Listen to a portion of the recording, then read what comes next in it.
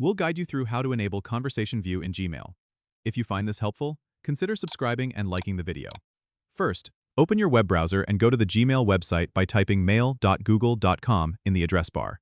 Once you're logged in, look for the gear icon in the upper right corner, which is the Settings menu. Click on it, and a drop-down will appear. From this drop-down, select See All Settings to open the full settings page. You'll be directed to the General tab by default, which is perfect because that's where we need to be. Scroll down this page until you see the section labeled Conversation View. Here, you'll find two options. You need to select Conversation View On to enable it. This feature groups your emails into threads, making it easier to follow email chains and keep your inbox organized.